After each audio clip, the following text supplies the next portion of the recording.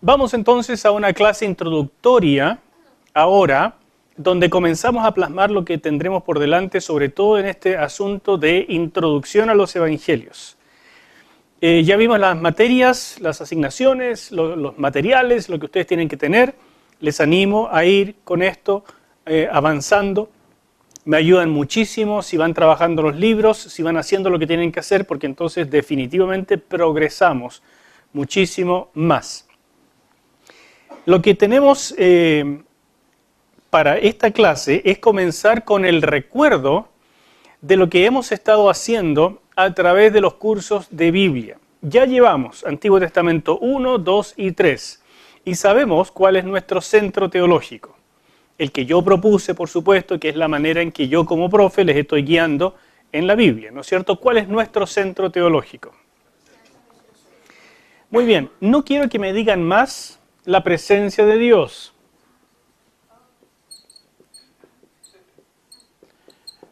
No quiero que me la digan más a secas, porque esto tiene un apellido. No es la presencia de Dios a secas, es la presencia de Dios en medio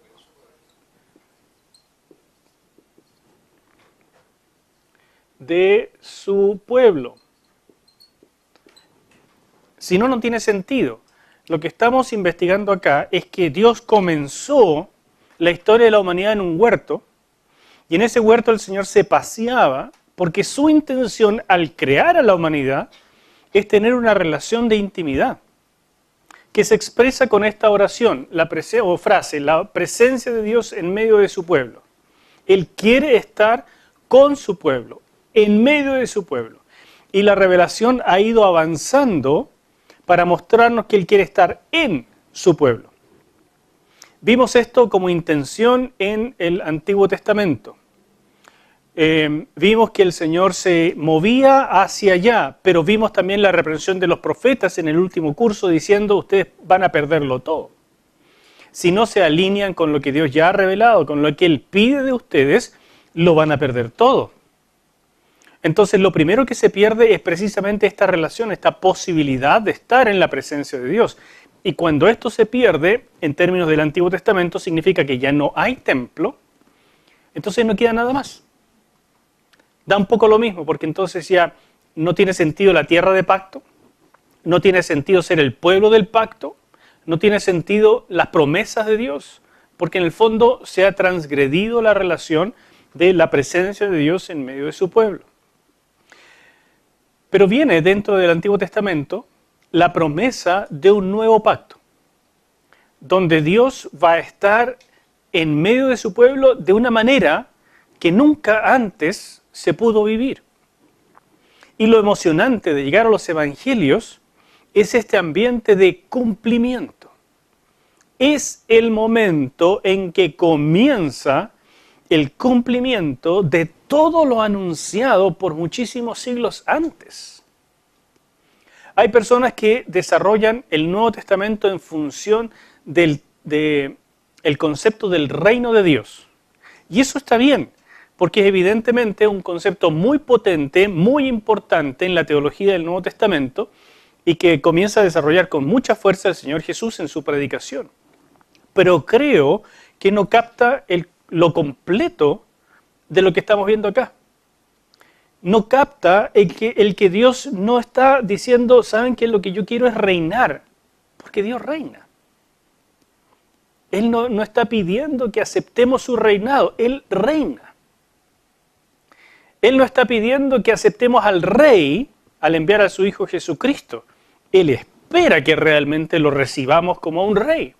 Y es casi una sorpresa que no fuese así.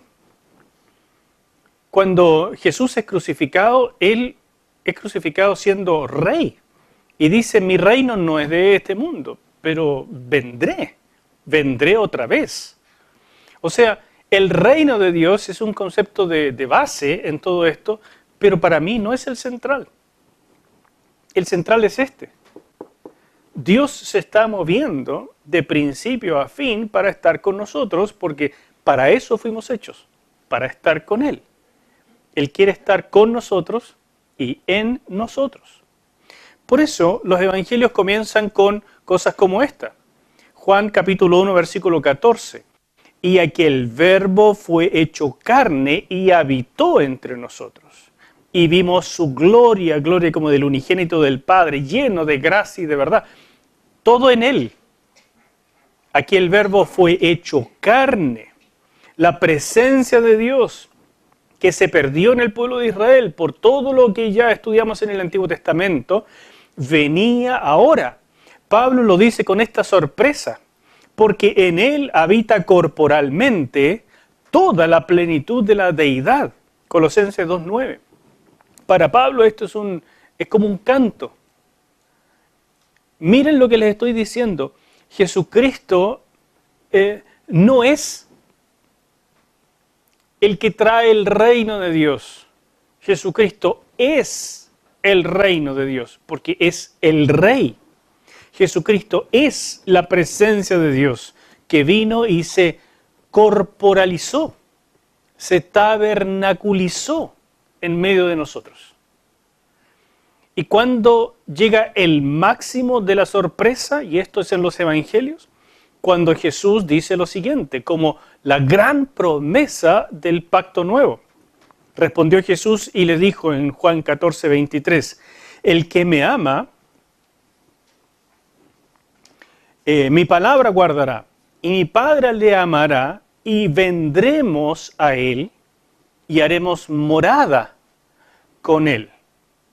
Entonces ya no es solamente la sorpresa de Juan, que nos quiere transmitir al principio del Evangelio, diciendo, toda la plenitud de Dios se hizo carne, tabernaculizó, hizo tienda, hizo campamento en medio de nosotros. O sea, en la perspectiva, en la expectación judía, ha regresado el lugar santísimo, el tabernáculo con la presencia de Dios en el lugar santísimo, ha regresado en medio de nosotros.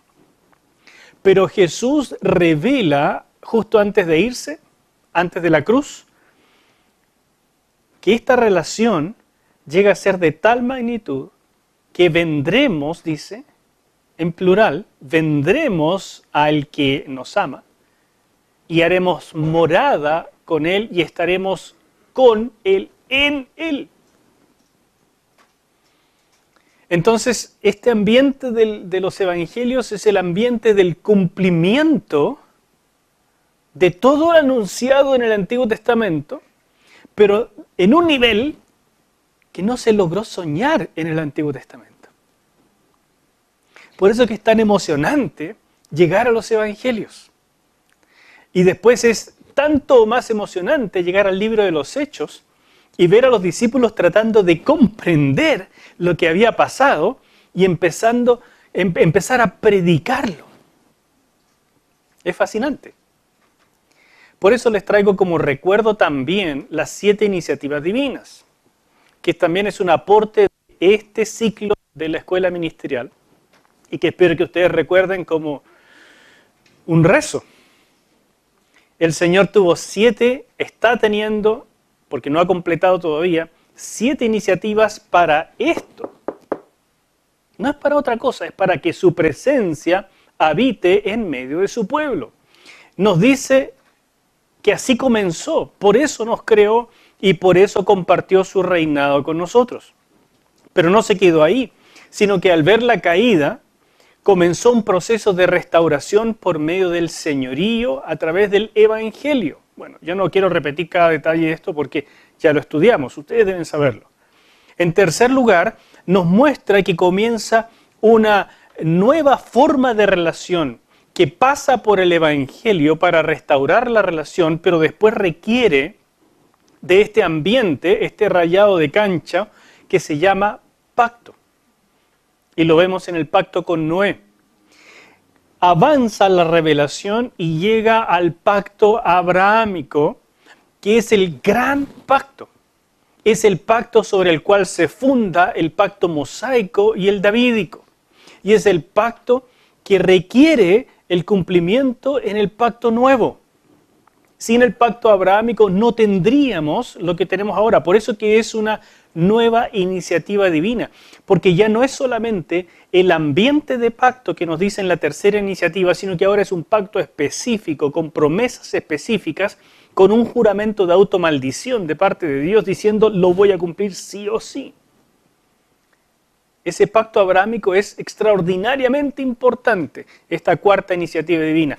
Esto abarca todo el Antiguo Testamento prácticamente, desde Abraham hasta la venida de nuestro Señor. E incluso nuestro Señor trabajó en este ambiente que podríamos llamar Antiguo Testamento, pero con más precisión, pacto abrahámico, desarrollado en el pacto mosaico y pacto davídico. Pero al llegar a los evangelios, entramos a la época de la iglesia y el reino en su forma presente, y específicamente el inicio, la inauguración del pacto nuevo, que es la manera final del pacto abrahámico. ¿Soy claro? Todo esto ya lo he dicho en otras ocasiones, ahora está ordenadito. Entonces estamos llegando. Todavía quedan dos iniciativas divinas. La iniciativa post, el caos final, antes de la venida del Señor, pero cuando el Señor venga, la iniciativa del milenio, porque es la iniciativa donde Él cumple todas las promesas que están pendientes en el Antiguo Testamento. Pero no acaba ahí la historia, sino que después hay una séptima y última iniciativa divina, después del milenio, de tierras nuevas y cielos nuevos. El estado eterno también se podría llamar. Sexta y séptima iniciativa quedan para el futuro, un futuro que no sabemos cuándo vendrá. Pero lo notable de esto es que ahora avanzó nuestra rayita roja en estos cursos un nivel más. Ahora estamos en la quinta iniciativa divina. Y toda la iglesia, todo el periodo de la iglesia, que incluye por supuesto el estudio de todo el Nuevo Testamento, como su base doctrinal, base fundamental, está en esta quinta iniciativa de la iglesia, el reino de Dios y el pacto nuevo inaugurado. ¿Se ve con claridad? Entonces, por favor, mantengan esto en perspectiva, impriman esto, cópienlo, pónganlo en el espejo de su baño, pónganlo en el refrigerador, pónganlo en su escritorio, en todas partes, porque esto es nuestro curso. Los 6 cursos de Biblia que estoy enseñando van siguiendo esta línea.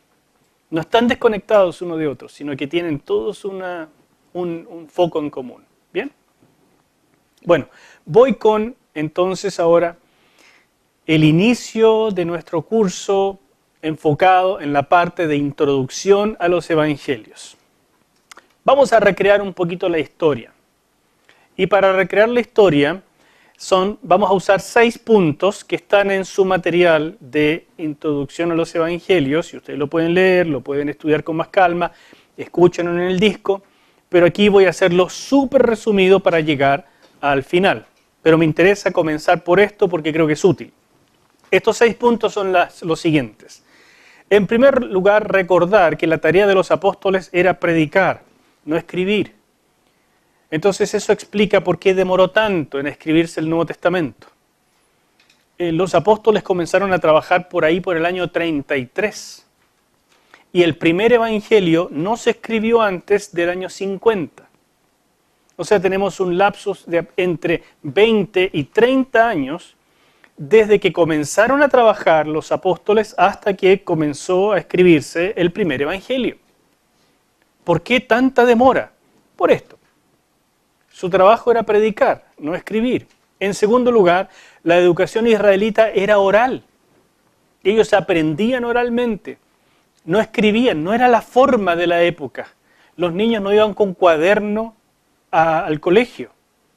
Por supuesto no tenían ningún medio para grabar, no había fotocopias, no, internet, obvio, ¿no es cierto? Pero no era la manera de entonces. Y cuando estamos en una sociedad cuya estructura de aprendizaje es oral, es evidente que no guardaban registros escritos, sino memorización. Es una forma de enseñanza memorística. Eso explica también que los evangelios son memorias de los protagonistas que estuvieron frente a los hechos y grabaron en su memoria lo que recordaron, ¿no es cierto?, lo que les impresionó, y también lo grabaron un poco diferente unos de otros. En tercer lugar, su enseñanza fue historia, no leyenda, que es recontra importante saber esto porque hubo muchísima literatura en aquella época, no solo judía, sino de muchas otras fuentes, con este fuerte componente legendario. Se usaba en aquella época. Se usaba agrandar las cosas. Es más interesante.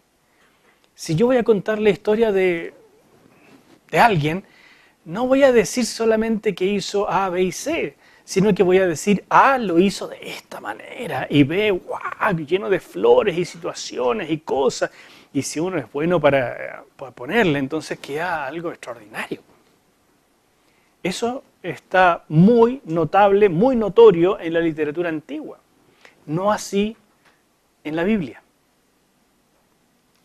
4. La formación de un evangelio oral. Entendiendo todas estas cosas, empezamos a darnos cuenta que llega un momento en que hay un evangelio que es predicado universalmente. En todas las migraciones, en todos los viajes misioneros, en todas partes, hay algo que no sabemos exactamente qué es, pero existía algo que la gente llamaba evangelio. Nuestro evangelio, dice por ejemplo Pablo varias veces. O sea, había una especie de núcleo que ellos llamaron el contenido central de la predicación apostólica, el evangelio, y que es importante destacar que podemos encontrar algunas trazas de esto, y que debió ser la estructura de base para la escritura posterior de los libros, de los rollos, que llegaron a ser lo que hoy conocemos como los evangelios. ¿Se fijan? Incluso la duración, la extensión de los libros es muy notable, porque Mateo y Lucas, que son los más largos, es básicamente lo que cabería en un rollo. Los rollos se hacían por razones prácticas, de tamaño, peso, de forma de uso, no se hacían de más de 11 metros. Y en 11 metros cabe Lucas justito. Entonces hasta eso está más o menos comprendido. ¿Por qué tienen esta extensión? Marcos entonces requiere una explicación. ¿Por qué es tanto más corto que Lucas? Si le podríamos decir, le sobraba espacio. ¿Por qué escogió hacerlo más corto? Bueno, esas cosas las veremos. Teniendo entonces, en cuarto lugar, la formación de un evangelio oral, un núcleo de lo que predicaron, empezamos a darnos cuenta, tanto en el libro de los Hechos como en las epístolas, de que empieza a aparecer una tradición histórica que empieza a ser necesaria de poner por escrito. Y eso da origen a el evangelio oral siendo puesto por escrito y la formación de algo o varias cosas que posteriormente llegaron a formar un evangelio. Esta es nuestra investigación. Empezar a ver cómo llegó a ponerse por escrito en un lapsus entre 20 y 30 años lo que hoy conocemos como Mateo, Marcos, Lucas y Juan. ¿Alguna duda hasta aquí? ¿Vamos bien? Comenzamos con el número 1. Yo creo que no vamos a alcanzar mucho más que el número 1, pero ya este es interesante. Ante todo, o sea, la tarea de los apóstoles era predicar, no escribir. Ese es nuestro número 1. Ante todo, dieron testimonio oral de los hechos y la enseñanza de Cristo. Eso era su interés. Dijeron, por ejemplo, en Hechos capítulo 6, cuando se produjo este incidente, donde las viudas estaban siendo desatendidas, porque mucha gente se convertía, los discípulos, que en este caso hablo específicamente de los apóstoles, los 11, más Matías, digamos, por así incluirlo, aunque no es muy seguro, no es totalmente seguro que él fuera reconocido absolutamente como los 12, pero ellos dijeron, no podemos dejar nuestra labor por ir a atender las mesas. No que sea algo menor, porque lo que pusieron ahí fueron hombres realmente llenos del Espíritu Santo, llenos de bondad, llenos de palabra, llenos de sabiduría. O sea, los diáconos, si los queremos llamar así, que atendían las mesas eran superhombres del cristianismo. Pero los apóstoles dijeron, no podemos hacer nosotros eso porque nuestra labor es escribir el Nuevo Testamento. ¿Dijeron eso, no? No. Nuestra labor es orar y predicar. Ellos tenían esa conciencia.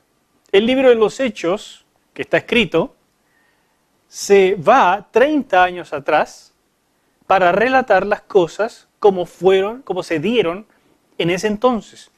No trata de colocarlas como estaban siendo 30 años después, sino que nos da un cuadro realista. Los discípulos decían, nuestra labor es la oración y la palabra. No podemos dedicarnos a atender las mesas, porque esto es urgente. De hecho, tenemos que reestudiar toda la Escritura, o sea, Antiguo Testamento, para entender cómo Jesús, nuestro Señor, cuadra en todo esto y poder predicarlo apropiadamente. Pablo escribió que Cristo le había enviado a predicar el Evangelio, 1 Corintios 1:17. Pues no me envió Cristo a bautizar, sino a predicar el Evangelio, no con sabiduría de palabras, para que no se haga vana la cruz de Cristo. Fíjense qué interesante. Pablo dice, ¿sabe que no tengo ni tiempo de bautizar? No es de mi interés eso. No es de mi interés poner por escrito nada en particular. No esperen que salga un libro de el resumen de mis predicaciones. Cristo me envió a predicar el Evangelio. Y esto es súper notable, porque nos damos cuenta que las cartas de Pablo en realidad no son resúmenes de sus predicaciones, sino que son recomendaciones de cómo las iglesias deben comportarse a raíz de haber recibido el Evangelio. Pero nunca nos dice qué decía cuando predicaba el Evangelio. Eso lo tenemos que empezar a descubrir. Así que era un mensaje evidentemente testimonial. Hechos 4:20 dice, porque no podemos dejar de decir lo que hemos visto y oído. Yo estuve ahí, dicen los discípulos primero, los apóstoles, yo lo vi, no puedo dejar de decirlo. Aquí hay algo muy evidente también. Ellos esperaban el regreso inminente del Señor Jesucristo.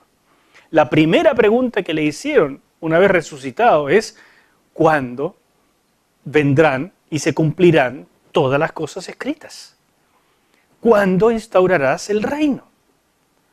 Y Jesús les dice, no les toca a ustedes saber, porque esas son cosas de mi Padre.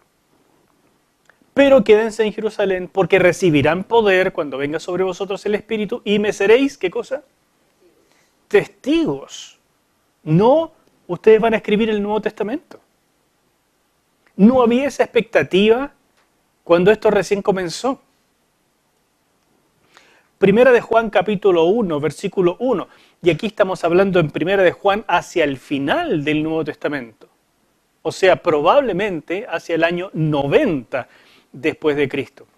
Lo que era desde el principio, lo que hemos oído, lo que hemos visto con nuestros ojos, lo que hemos contemplado y palpar nuestras manos tocante al verbo de vida, eso es lo que les vamos a contar. Y recién hacia fines del siglo I es que Juan lo pone por escrito. Ya cuando Juan ha vuelto del exilio en Patmos, cuando es pastor de más de 90 años en la iglesia de Éfeso, es que empieza a poner por escrito estas cosas. Antes de eso, ¿cuántos miles de sermones habrán predicado? Y no teníamos ni uno. Por alguna razón el Señor no quiso que conserváramos todas esas homilías, discursos, sermones, mensajes breves, exhortaciones, lo que sea. Simplemente nos ha llegado un resumen llamado Nuevo Testamento. La pregunta que mejor expresa el espíritu en que habían sido enviados es la que aparece en Romanos 10:14.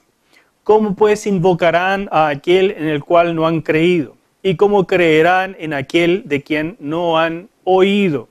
¿Y cómo oirán sin haber quien les predique? La conciencia de los discípulos, de los primeros, es que ellos eran misioneros. No me cabe duda que por eso la palabra que se prefirió también para describirlos fue la palabra apóstol, que significa enviado, uno que es enviado a predicar, uno que va en lugar de. Ellos se sentían misioneros, ellos sentían la urgencia, la necesidad, no, ni siquiera de estar preparando gente para enviarla, sino de ir ellos mismos. Y en el camino empezaron a darse cuenta que se convertía gente, de esa manera se formaban comunidades, esas comunidades necesitaban liderazgo, ese liderazgo tenía que fundarse en torno a cierta estructura doctrinal, como el legado, la enseñanza, lo que es correcto y lo que es incorrecto. Y finalmente, hacia el final del siglo, o por lo menos de la segunda mitad del siglo en adelante, comprendieron que era necesario dejar, y aquí uso palabras de Mateo, que según Eusebio dijo Mateo, yo no estaré aquí para siempre, así que dejo esto, mi evangelio, en lugar de mí. Hasta que no entendieron que ellos no verían ellos mismos el regreso de Cristo, sino que ellos pasarían a la eternidad, y a veces de manera como mártires, ¿no es cierto? No comenzaron a escribir. Y a lo mejor esto nos sorprende, ¿no es cierto? Porque uno tiene la idea de como que, uy, qué rico, ¿no? Vivieron todo lo que vivieron con el Señor, así que lo primero es sentarse a tomar nota y tratar de... Pero estamos hablando de que esto se escribió unos 30 años después de que los eventos ocurrieron. Todo eso es muy importante para la lectura de los evangelios. Están evidentemente ordenados con propósito. ¿Sí? Eso quiere decir que, como estoy muy equivocado, que las cartas paulinas se escribieron primero que los evangelios. Tienes razón, Fernando, llegaremos ahí. Las cartas paulinas se escribieron antes que los evangelios. Lo que es sumamente interesante. ¿Sigo? Un ejemplo del núcleo del evangelio que predicaron podría verse, por ejemplo, en el primer discurso de Pedro.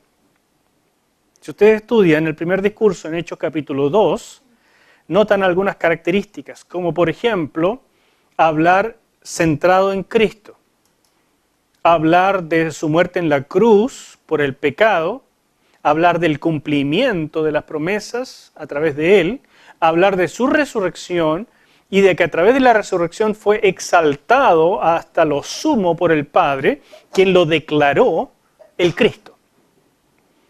Eso podríamos llamar tal vez el núcleo fundamental, lo central de lo que llamaríamos el Evangelio, o sea, la buena noticia de que Dios cumplió todo lo que alguna vez predijo y fue predicho por los profetas y la gente del Antiguo Testamento.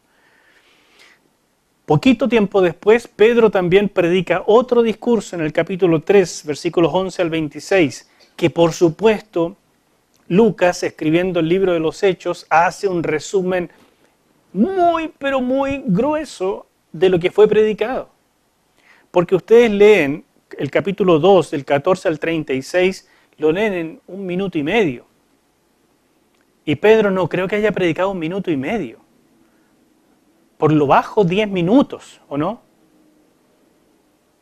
Entonces, todo esto son resúmenes, contenidos nucleares, centrados. El testimonio de Pablo también nos sirve de ejemplo de cómo predicaba. Pablo, en el capítulo 9, ocurre su conversión. Y Lucas, el autor de Hechos, la relata. Según los historiadores, Lucas escribió, tanto en el Evangelio como en el libro de los Hechos, el Evangelio desde la perspectiva de Pablo, mientras Marcos escribió el Evangelio desde la perspectiva de Pedro. Yo no sé si esto les emociona, pero a mí me parece interesantísimo estos descubrimientos y cómo podría ser, así pensaba Pedro, así pensaba Pablo, así lo expuso. Fantástico encuentro yo. Bueno, la cosa es que Lucas describe la conversión de Pablo en el capítulo 9, pero él escribe pensando en lo que Pablo dijo después acerca de su propia conversión y cómo él la relató en el capítulo 22 y después en el 26. Entonces Lucas trata de ser lo más fiel posible a lo que seguramente él escuchó, porque Lucas acompañaba a Pablo en sus viajes, pero no siempre escuchó todo, sino que algunas cosas tuvo que investigarlas o preguntarle post-evento. ¿Qué fue lo que dijiste? ¿Cómo lo dijiste? Lucas nos da asuntos en su evangelio que no aparecen en ninguna otra parte porque él las investigó, dice, él mismo lo dice, acuciosamente con diversas fuentes.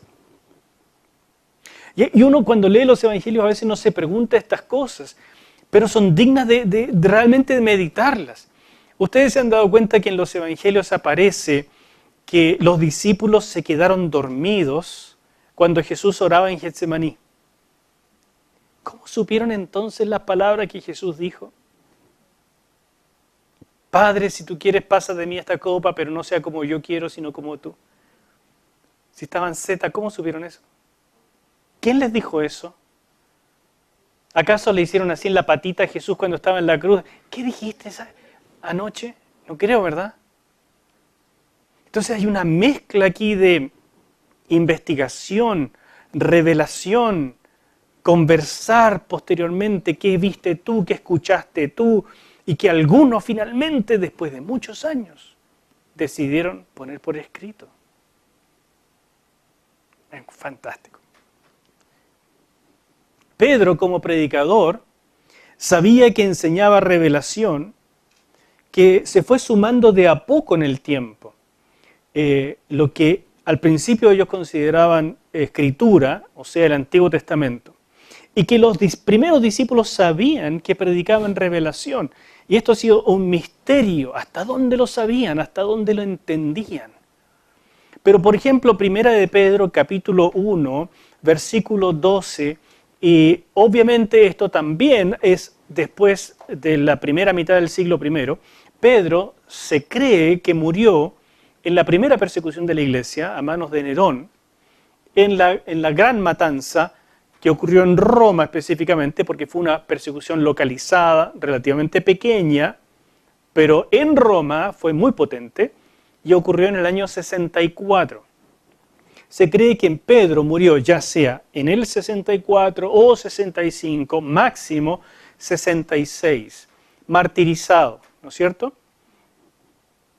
Así es que, obviamente, si esta carta realmente es de Pedro, y es lo que creemos, tiene que haber sido antes de eso. A estos, y se refiere a los profetas del Antiguo Testamento, ese paréntesis lo escribí yo, a estos se les reveló que no para sí mismos, sino para nosotros administraban las cosas que ahora os son anunciadas por los que os han predicado el Evangelio por el Espíritu Santo enviado del cielo, cosas en las cuales anhelan mirar los ángeles. Mira esto que es súper notable. Pedro dice, ahora entendemos que los profetas del Antiguo Testamento administraban cosas extraordinarias, pero no era para ellos, sino para nosotros, que estamos al final de los tiempos, para predicar este Evangelio por el Espíritu Santo, lo que empieza a decir que se está dando cuenta que potencialmente lo que él predica tiene el mismo peso de revelación que antes ellos llamaron escritura, porque viene del Espíritu Santo. Y no sé si pueden captar lo que para un judío es decir, estoy predicando cosas que tienen el mismo peso que la escritura que hemos venerado por todos estos siglos, porque sabemos que ha venido de Dios. Yo estoy diciendo cosas, dice Pedro, que tienen peso de ser revelación divina, inspirada por el Espíritu Santo. Es un cambio enorme. Ya me pasa al punto número 2. Quedemos en el punto número 1 para no sobrecargarlos. Preguntas hasta aquí.